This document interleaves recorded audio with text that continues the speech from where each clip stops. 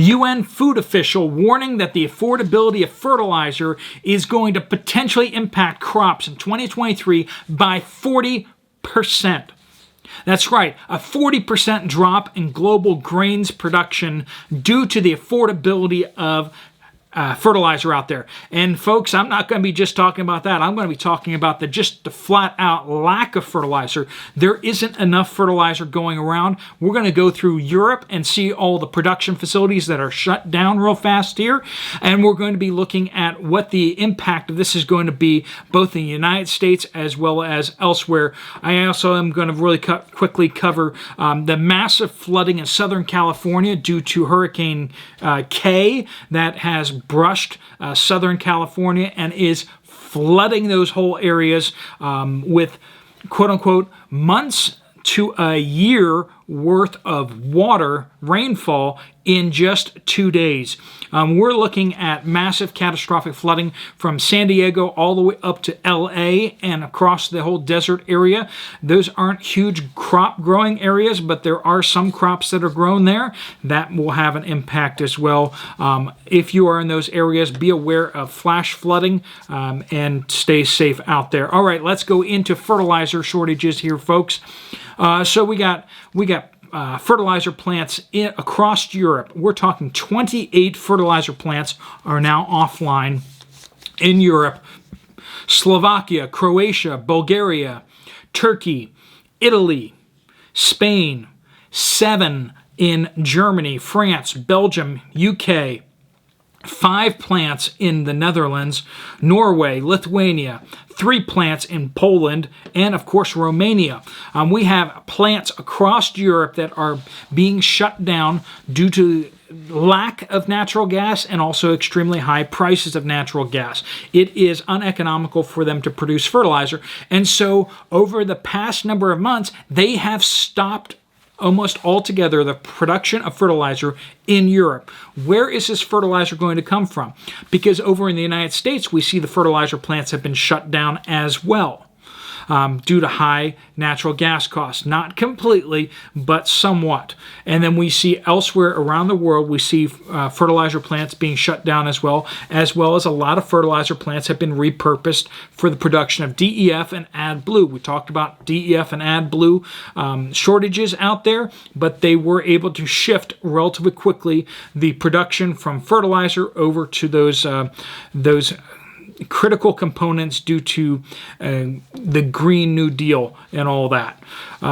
So those aren't necessary for making trucks go, but because they've installed all the software and these kill switches in these vehicles, it is now necessary for them to go unless you do delete, which I am in no way recommending because I don't want to go to jail.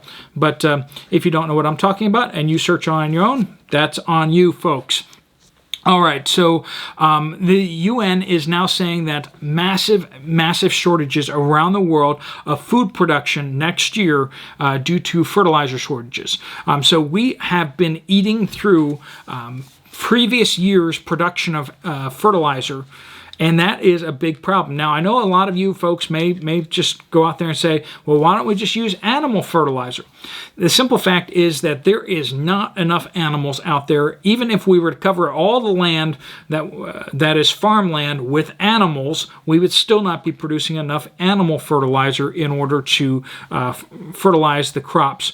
So that's why we use artificial fertilizers that use like petroleum products in order to create all the different things that we need to put in the soil. Also, animal fertilizer, depending on the kind of animal, is either more useful or less useful, and it's not always useful for all applications and all products because you need certain nutrients to go in the soil, and some animal products are not good for everything, and so you need to harvest so like things like urine and stuff like that. If you had that you're capturing to put in the ground, that would make up for some of the deficiencies in the poo, but it's a lot more complicated, suffice it to say. And when you start talking about the bigger animals like cows and horses, the fertilizer that come from them is actually far, far inferior compared to things like rabbits and chickens, which have much more nutrient-dense poo, and it's much, much better. Also, some certain animals, their excrement is not nearly as good. Human waste, of course, carries a lot of diseases. So do pigs. So we can't just pivot from natural over to natural fertilizers from the artificial fertilizers. That's what Sri Lanka tried to do. They were like, let's go all organic. Only animal fertilizers are allowed to be used now. No petroleum-based fertilizer. And then they started having a famine because they can't feed their people anymore, and they start trying to import all this food, but they ran out of money to pay for it because, they don't export nearly enough to make it so that they can eat out all the time by importing food from outside the country. The UN is also saying that Africa next year is looking like it's going to lack 2 million metric tons of fertilizers. Where's all that fertilizer going to come from? China has an export ban on fertilizer. They were one of the main exporters of fertilizer. Belarus and Russia also have export bans on fertilizer to non-friendly countries. And that's a hard choice for African countries. Are they going to choose to ally themselves with the new order that is against the Western order? Because if they do, that of course has geopolitical consequences there too in order just to get their fertilizer. We see Brazil is definitely kind of going that way. Now they've always been part of BRICS, Brazil, Russia, India, China, and South Africa, right? They've been part of BRICS for a long time. They've always kind of swayed a little more towards them, but we've been trying to move them more into the Western Hemisphere, move them to be more friendly to the United States, and that's been sort of working a little bit recently, but the fact is that they get a lot of their fertilizer from Russia. And so they are having to pivot hard to kind of basically start throwing the United States under the bus when it comes to sanctions and all that kind of stuff. Brazil is like, no, we're not going to do that because we need their fertilizer.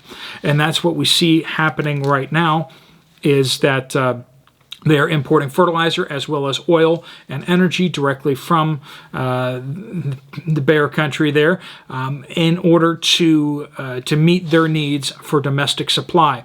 So we got a lot of this happening out there. Fertilizer, a lot of farmers in the United States and other places stock up well in advance, but the problem is right now with fertilizer prices through the roof, they're going to have a hard time stockpiling fertilizer, and where are they going to buy it from? That's an increasingly big problem, especially for farmers in Europe. Where are they going to buy fertilizer? Because all the production facilities in Europe have shut down. They're going to have to import it from somewhere else, and it's really expensive in the United States. It's expensive elsewhere. They can't import it from Bear Country. They can't import it from Dragon Country. They can't import it from these places. So where are they going to get their fertilizer from? And if they try to grow crops without fertilizer, the yields are going to be significantly less. Okay? And that's where we are moving into right now, is that the whole world looks like it's going to become Sri Lanka, except for the few countries that produce their own fertilizer and are refusing to share it with the rest of the world. Dragon Country and Bear Country, right? And their allies. And that's what we're looking at right now, is that the food shortage is coming, even if it is just because the fertilizer production shortages. Even if weather is perfect over the next year, we are going to have massive food shortages because we don't have enough fertilizer, because we've been making really crazy decisions out there without thinking them through. All right, folks, please do keep your reports coming of what you are seeing in store shelves in your area. And, of course, if you do want to enter into the food the wound care bucket that I'm going to be giving away for free, make sure you're signed up for the newsletter. I'm going to be drawing that on September 15th. And I'm going to just email directly to one of those people that's that's on that list, and you're going to be making arrangements to get your wound care bucket.